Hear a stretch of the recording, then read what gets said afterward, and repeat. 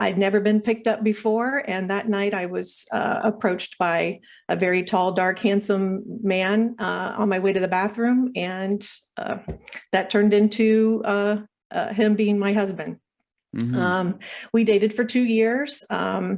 I thought I knew him. I thought that this was someone who was honest. I thought it was somebody who, wanted the same things that I did in life. And it turned into a 10-year marriage. I have 2 daughters. And after 10 years of marriage, my life blew up over the course of a few months. Welcome to the Plan B CRNA podcast. I'm your host, Bobby Jones, and I'm so excited that you're here. The Plan B CRNA podcast is the only show made specifically for nurse anesthetists who are exploring options outside of their traditional career paths. This is the place to expand your mind and your goals as we uncover new ways to produce side income together. Join me for some honest, unscripted discussions with other CRNAs who are transforming their financial lives.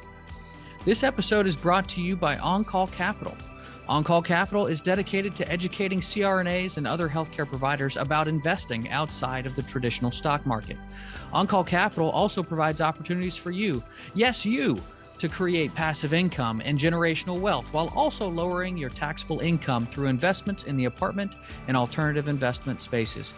If you haven't hit subscribe yet, make sure you do that right now so that you don't miss an episode. Thanks so much for joining me today. And now, on with the show. Welcome to another episode of the Plan B CRNA podcast. While today's guest has had a successful career as a CRNA, it's the twists and turns of her personal life that have really been the focus of many. Tonia Bales has been in continuous practice as a CRNA for over 30 years. She was married to a fellow CRNA for 10 years who happened to be a diverter / con man / psychopath, and whose story became the Dirty John podcast and Netflix series. Now, Tonia travels around the country speaking on substance use disorder and diversion. She's also produced a podcast detailing her own personal story titled The First Wife, John Meehan's Reign of Terror, available on Audible. Welcome to the show today, Tonia. It's a pleasure to have you. Hi, Bobby. Thanks for having me. Absolutely. Well, I'd love to just start off by having you give the listeners today a short synopsis of your life before and during your time with John Meehan. Sure, Bobby. I'm always surprised when a CRNA hasn't heard this story, but I think there are some people who don't know the story. So it is good to give at least a little bit of background. I was a CRNA. Well, actually, when I met John, I was just entering anesthesia school. And I met John just out on a night like a lot of nurses do, go out dancing.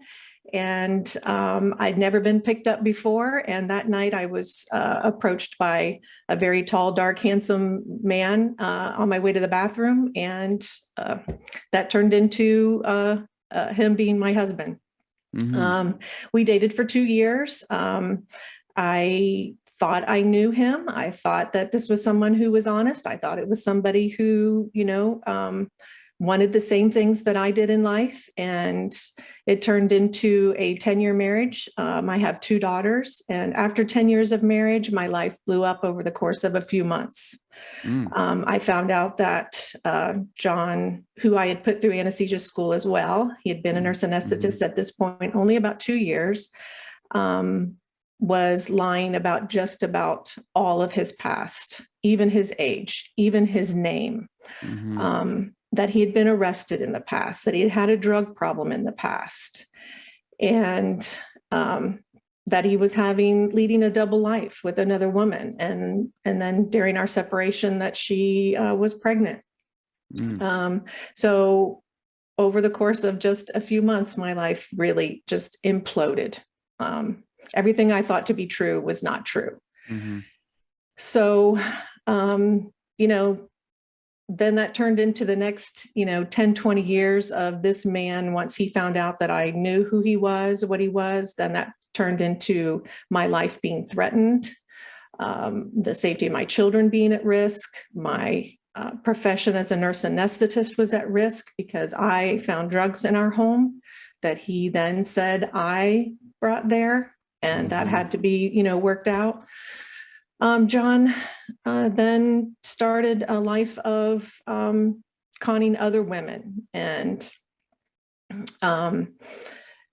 for the next 10, 20 years, he was looking for rich women and conning them out of money and using things against them as weapons that, like nude photos, and he was extorting money. And he ended up meeting a very wealthy woman in California. And when they figured him out as a con man, he went after her youngest daughter, who ended up in a fight for her life when he attacked her, and she killed him in a knife fight.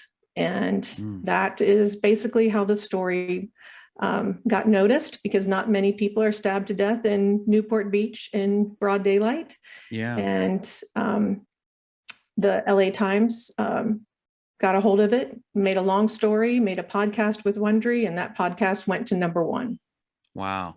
Yeah. And I will say, I had not heard this story before, reaching out to contact you. I had heard Dirty John, but I'm not a true crime guy. It's not something that's, I'm a bit of a wuss. Okay. So, like I unsolved mysteries left a scar in my brain when I was a kid, and I would run hiding whenever I would hear the music. So, but, I have a choice whether or not to have that in my life. You weren't presented with that choice. This kind of just fell into your lap. So you're all of a sudden finding yourself in a bit of a TV drama story that's not one that anybody wants to be in. So what has that actually been like for you? Because obviously this continued for a period of a couple of decades for your family. You guys went through some traumatic events. So what has that been like? Well, I know that's loaded. Yeah, it is loaded. And, it kind of depends on what years, you're actually talking about. But, and I don't think most people will be able to understand what it's like to find out that you're married to a con person. And, were there some red flags? There were some red flags. But when you're a 23-year-old girl who grows up in the Midwest with a pretty normal life, you're not, those red flags become yellow for you. Mm-hmm. Was I dumb? Was I naive? No, I wasn't. And I asked questions about things that didn't settle right in my gut. But when you're dealing with a psychopath, they know how to convince you otherwise. And if you're not somebody who lies, then you don't see other people as liars. Mm-hmm. But yeah, I was kind of, thrown into this situation where I had to, really, fight for my life, fight against him, stand up against somebody who I thought could potentially kill me. Mm-hmm. And, that was not easy, but what choice did I have? I was not going to roll over to this person, Yeah. So it's been a crazy life and a crazy journey. I'm sure I didn't do things perfectly, but there is no manual for this, right? Oh, exactly. Exactly. Mm-hmm. And so, I mean, and you obviously are very okay with sharing your story with other people. Has that been a part of your healing process? And what was that like when you first started sharing that story with other people? So, in the very, very beginning, I was a little bit embarrassed and a little bit ashamed. And I think people thought I had a beautiful life. I had everything everybody wanted. We were a 2 CRNA income. We had a nice house. We had 2 beautiful, healthy children. And to then admit to what the reality of my life was difficult. But what I found was by sharing, yes, I wasn't judged. Well, at least to my face, I wasn't judged. I really received open arms of people who supported me, and that probably saved me in the end. So I think it would be a shame that if I went through all of this and I didn't share what I learned, what I know, what's happened, then I think that's a real disservice to other women. Yeah. And so, you obviously, you speak on the topics of diversion and, drug abuse in many of your talks across the country. Is that primarily the population you're looking to try and help, or is it, you're trying to help protect women against people who might be like John, or is it just kind of a combination of all of those factors in your talks that you have? So I've only spoken at CRNA conferences. So that is my audience. And it kind of started with, just me feeling like I needed to share my story to help other people. And I do tell my story with my life with Dirty John. I start out with us meeting. I start out with my marriage. I start out with, finding drugs in the house and how my naivete led to me being in the position that I was. And so it really is a cautionary tale for anyone who hears it, whether you're a CRNA or not a CRNA, whether you're, a single woman dating or a woman in a marriage who feels like she's being coercively controlled. I think I reach all of those people, but obviously you have to be a CRNA because those are the only forums that I use right now to speak. Yeah. Okay. So when were you first approached about sharing your side of the story? Because you do have a podcast series now that came out on Audible, and so I want to give you a chance to talk about what that process has been like. Yeah. So even 20 years ago, before John was killed, people were saying, Tonia, you should write a book. I mean, this just doesn't happen to everybody, right? So I've been hearing that for 2 decades. You should write a book. You should write a book. And then when the Dirty John podcast and show on Bravo and Netflix, they're like, Tonia, they left out your whole story. They left out everything. You knew him best. You knew all this, all this stuff. You had all these experiences. So I actually went down the path of trying to write a book with a ghostwriter because I'm not really a writer. And that just turned into be a process that I found very difficult while trying to be a mom, a wife, and a CRNA. Yeah. So I kind of let that go. And I was approached by a producer who produced the documentary series that went along with the Bravo show, which was called Dirty John, The Dirty Truth. And she was a producer on that. She reached out to me because she was going to start the true crime podcasting. She was adding that to her things that she was doing and wanted to know if I'd be interested in telling my story by podcast. And I said, well, I haven't really thought of that, but I do know how to talk. So that might be easier than writing. Yeah. So I was approached by her, and that's how it got started. Now, what happens is we put together what they call a deck, which is basically the cliff notes of what you're going to be telling, in your story. And then you go off and you try and find someone to basically buy that for you to produce. So they basically will say, we're going to put up X number of dollars for you to produce this. And with Audible, then they own it. So I'm not paid whether, any more or any less, whether one person listens or 100 million people listen to the podcast. Audible owns that. Okay. So then your compensation was basically the selling of your story. Yes. Correct. Okay. Yes. Okay.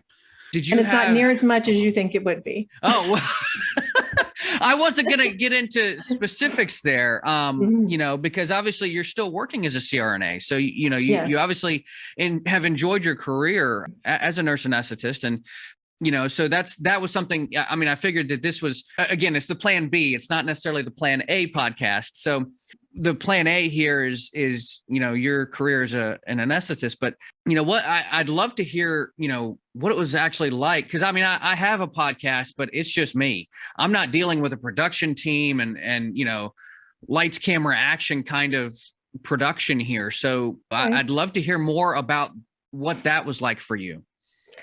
Okay, so I was an executive producer of my own podcast, telling my own story.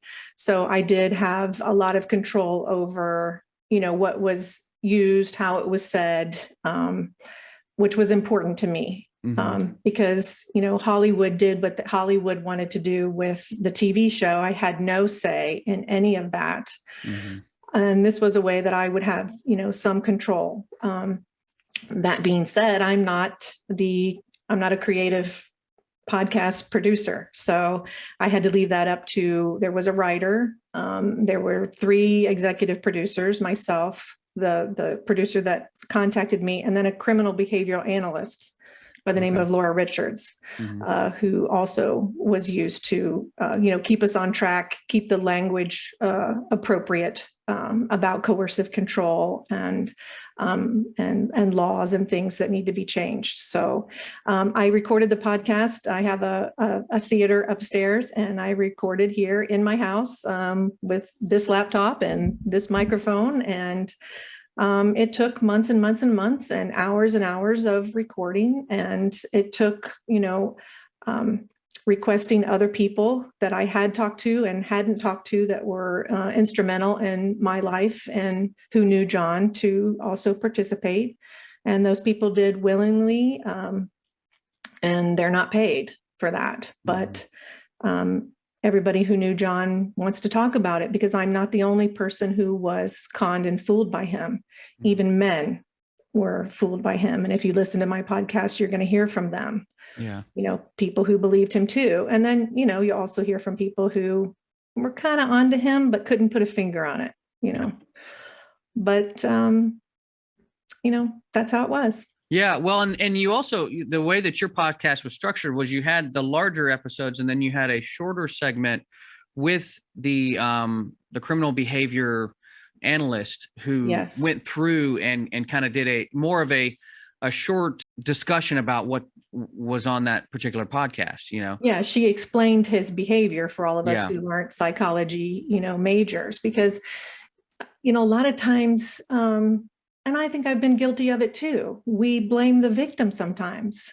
Oh, she was dressed like that. Oh, she acted like that. Oh, how dumb is she? There were red flags, that was dumb. So she helps explain to all of us how this person gets away with what he does, why women don't necessarily leave abusers. And I think we've all had those thoughts, Yeah. No, and I love the format that you guys took on with that. I thought it was very impressive. And so I really, I recommend to anybody out there, if you've not listened to the show, definitely give it a listen. It's definitely worth your while. But, my show it's obviously a show about CRNAs and healthcare professionals who are working on something outside of their traditional career. And you did this podcast series, but that's done. So what are you, what are you doing nowadays? What are you up to now? Yeah. So as you mentioned, I'm in my 31st year actually as a CRNA. I'm looking towards retirement. I'm able to retire, but I'm not just quite ready. And I think COVID proved that to me when I was actually furloughed, because I'm a 1099 at a GI center right now. I never thought I would be not needed as a CRNA. And for a period of time, I wasn't. So that put me at home. And I thought, gosh, I'm just not ready for this. I'm not ready to sit in a rocking chair yet. So this year I've been working on and attained. I became an aesthetic injector. I went to the Beautify Academy with Kelly Hermans, and I have started a small mobile at-home and mobile Botox business. Is something that I can do when I retire from being a CRNA. In 2018, I also got my real estate license. And what prompted that was I've always been kind of interested in real estate. I just, that's always been something I thought if I wasn't a CRNA, I would have enjoyed.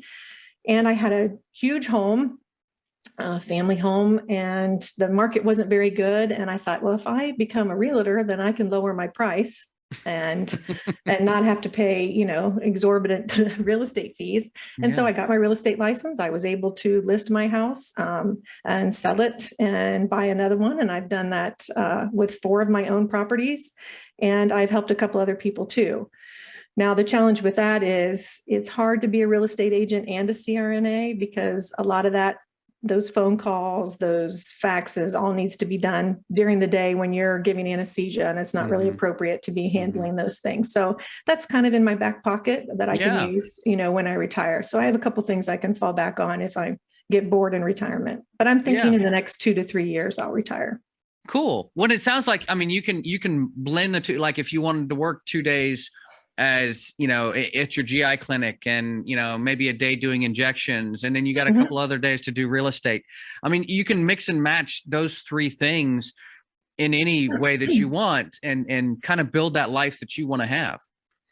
Yeah, you're exactly right. I can. And that's if I stay physically fit enough to, working in a GI center used to be like, most of us went into that because of lifestyle, right? You usually did about 12 cases. You're done around 12:30, 1 o'clock. And it was a good lifestyle. You gave up some skills to do that. But I did it because I was a mom and it was important to me to be home in the afternoon.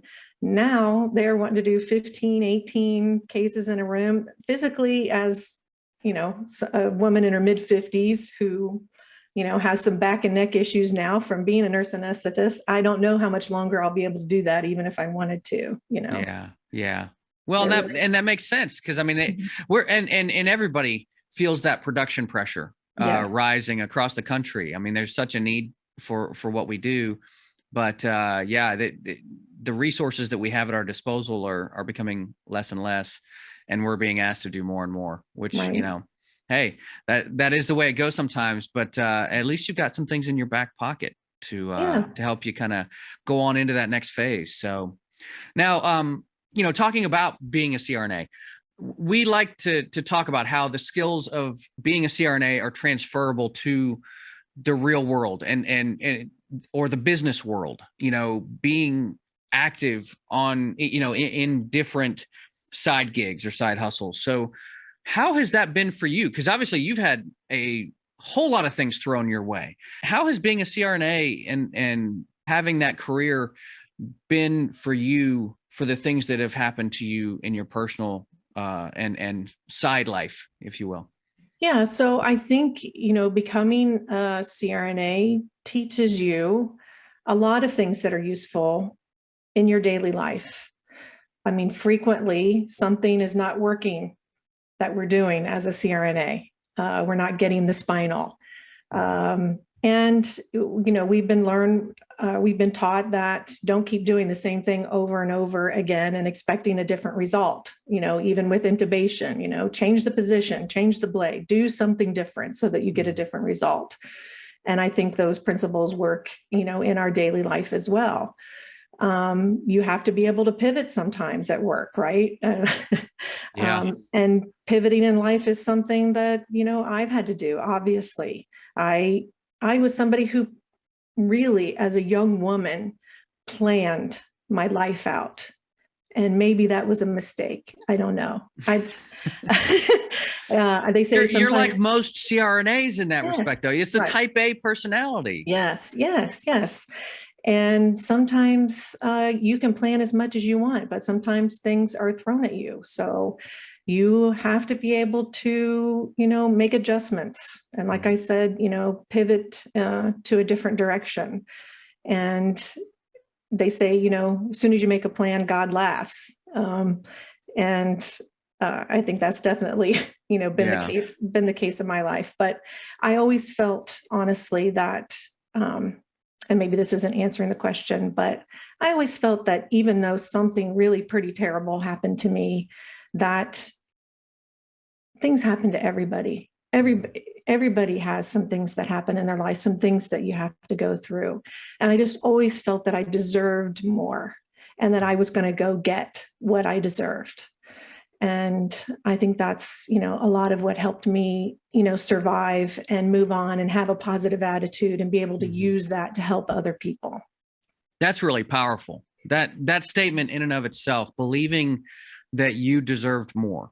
I love to hear that. That speaks directly in the face of what many people who go through these kinds of situations may feel at certain points, with the response that people could have to something like this. Well, and people in controlling relationships, that I'm not worth it. I can't get out of this because who else would love me, or, things like that. The negative self-talk, which is something that I battle with. I mean, myself. And I think, a lot of people out there battle with that, so the fact that you were able to go through this experience, and be able to have that kind of a mindset. I think that speaks to how you were raised, but how you are as a person, your resiliency.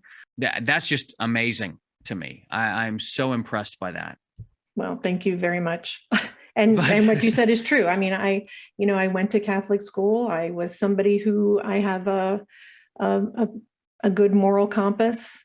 Mm-hmm. I was somebody who, sometimes if something was hard or I wanted to speak up for myself, I would have this little voice in my head, like, just say it, just say it. This is what you want. Just ask for what you want, ask for what you need. And I've kind of used that my whole life to just do it. What's the worst thing that can happen? Ask for what you need. And I think a lot of women do have negative self-talk that's come from their experiences in their life. And that's all it is. It's just talk and chatter in your brain. We all deserve to have a great life, a happy life, and a safe life. Yeah. Yeah. Well, and I think, we all want to plan for that. We all want to aspire to that. And part of what I discovered for myself, I mean, my daughter was born, she's 11 now, but when she was first born, we bought all the baby books and the how to raise a child and stuff like that. And, something that has always stuck with me was we talked to our OB about like this, the sleep pattern book and stuff. And she was like, you will not be prepared for what's coming. Yeah. But the fact that you are planning, the fact that you're even reading this stuff already means that you care more than a lot of other people out there. Mm-hmm. And I think that's the thing about our profession is we are nurses. We are built to care. Mm-hmm. And we take the planning to extremes sometimes with either planning our lives or our anesthetics or whatever. But the key point is that we're putting ourselves into that planning and we're showing that we care. And the key is, like you said, to be able to pivot, to be able to change, what you're doing. So gosh, kudos to you for being able to do, what you've been able to do. So Tonia, one of the things that I am always interested in with stories like this is, yes, this is one person causing a lot of damage to a lot of people, but for you to get through this, you have a certain resiliency about you, but you're not alone in dealing with this story. So what kind of a support system have you had over these years to help you handle the trials and tribulations that you've been through? Well, first and foremost, my family, my mother, my father, I have a sister. The anesthesia community was very supportive of me. And then about 3 years after John and I split, I met another CRNA, and I've been married since 2003. So what does that put us? Coming up on 18 years. And I probably went from one of the least honest people in the world to one of the most honest people in the world. He has jumped right in. He's been a protector of me. And I think it was huge, because I think I'm, with all of the victims that John, had, not many of them had, none of them, I don't think, had a husband who stood between him and the victim. Yeah. And so I think it's one of the reasons that I'm alive today, that I wasn't just hanging out there all by myself. I had a strong man who stood up to John. Mm-hmm. And of course, he's been instrumental in raising, my 2 young daughters, and he has shown how a man is supposed to treat a woman. That's wonderful. I think the vast majority of men out there strive to be that type of a male figure in their wives' lives and in their daughters' lives. So that's great to hear that you've had that support, and of course your family along the way too. There were a few years there where you didn't have that protector in the way, but I know for myself, it's something where my family has always stepped up to the plate to help me through tough times. So it's good to hear that you have the same. What have we missed today? What do you want to talk about to finish this thing out? Well, I think we need to talk a little bit about diversion, and absolutely, and that within our profession. I've had really very little criticism, but there has been a few people that said I really should, crawl under a rock and not talk about this story because it's bad for CRNAs. And what I say to that is this story is about two CRNAs. One was a CRNA for 2 years, and he was a bad guy, and he diverted drugs. And the other one is an honest CRNA. I like to think that I've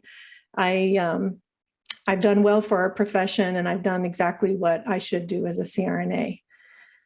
We do have a diverting problem. We do have people who, use, but they're not John Meehan.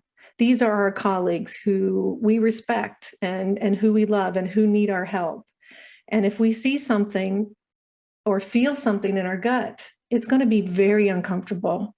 But just like I said earlier, if you feel that and you need to say something, you need to say something. You need to tell somebody else, hey, I'm feeling this about, this person that we care about or my colleague, and work together to get that person help.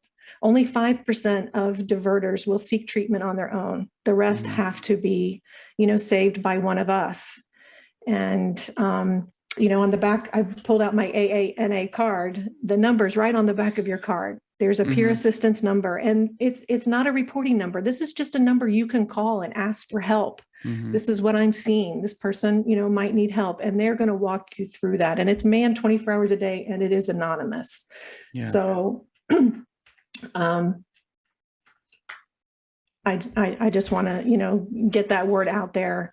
If you see something, to please say something. This is a progressive, deadly disease. Well, and I think it's so many of us have been actually touched by diversion in one way or shape, and so, and this, I haven't actually talked about this on the podcast, but, I was hired by the company that I worked for 5 years right out of school. And the guy who hired me, Brett Van Dam, he ended up committing suicide 6 months later. Oh my gosh. And he was the happiest guy you could ever meet. You would not have known it. And that's the way that goes. But, he had access to medications, and that was the end of the story. And I don't want to go, I don't want to dishonor him by talking about hearsay. I don't know the complete story. So I just know that he was a good man to me, and that he was a good man to many people. And his death, was a real tragedy to our small nurse anesthesia community. And so that was something that always stuck with me. And part of that's because, also his locker ended up being my locker.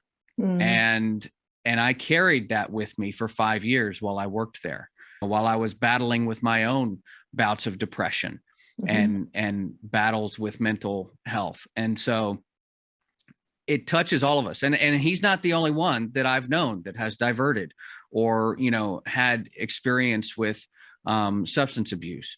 So, I say that to, I don't ever want to discount, what people are going through. Everybody's going through something different. And, right. And we don't know what other people are going through. And we don't always give grace to other people. We're in that profession where you show up, you do a good job, you don't make mistakes, and we're hard on each other. Yeah. I mean, if you're on the CRNA, SRNA Facebook page, you see it every single day where we're not giving grace to our colleagues. We're critical, we're judgmental.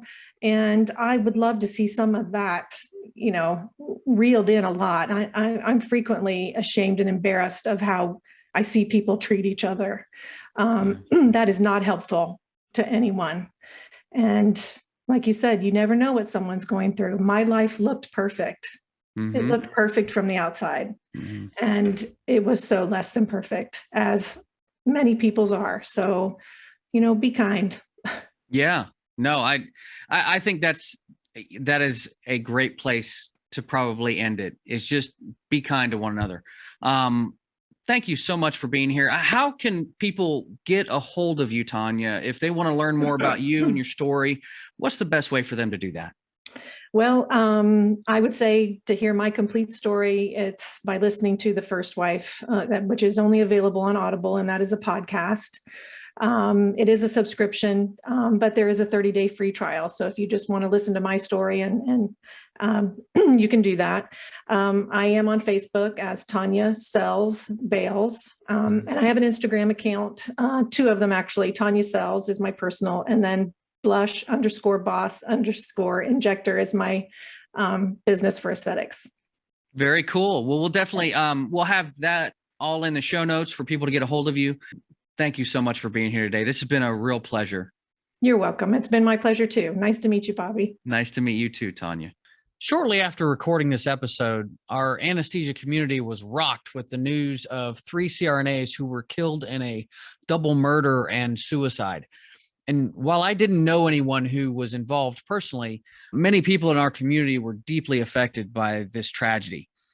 Tonia reached back out to me because of the tie-ins with our own discussion. There's such a need for education in these stressful situations, and that's exactly what Tonia is working toward with her own outreach.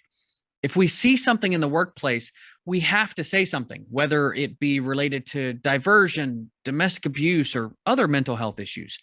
We spend a lot of time taking care of patients, but not much time taking care of our fellow coworkers. How can we specifically work toward cultivating healthier minds in healthcare? It starts with taking individual steps to improve our own awareness. And as much as events like this can affect those directly in a particular situation, there are unexpected reverberations across the country. How many folks have been triggered by this story, worried that they could be next? Even though John Meehan is dead, Tonia still suffers from the trauma of being on his hit list. And while she has a wonderful support system of family, friends, and professionals, others out there may feel more isolated and alone. The truth is, though, we're not alone. Personally, I feel woefully unequipped to help others, but that doesn't mean I wouldn't do my damnedest to try and help any of you who reached out to me. But there is plenty of other more qualified assistance out there for you and anyone you know who is struggling.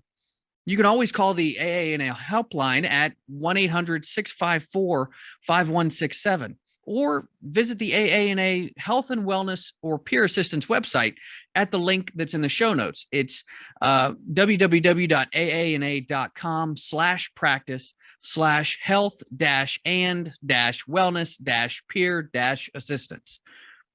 Yes, this has been a rough couple of years, but you shouldn't wait any longer to get help for you or those you care about. Let's make this the year that we take action to help one another. That's going to do it for this week's episode. This is Bobby Jones signing off. And as always, be safe and take care of each other out there. Thank you so much for joining me for another episode of the Plan B CRNA podcast. If you haven't already subscribed and reviewed the show, I'd be honored if you took the extra time. It really helps to expand our reach and get the word out about the show. If you're a CRNA who is interested in sharing your story on our podcast, I'd love to have you. Please email me at bobby@oncallinvestments.com for more information. This episode was brought to you by On-Call Capital. They are dedicated to helping providers like you develop passive income and generational wealth through investments in the apartment and alternative investment spaces. Feel free to check out their website at www.oncallinvestments.com and subscribe to their free educational email series. You can find On-Call Capital on Facebook, Instagram, and Twitter.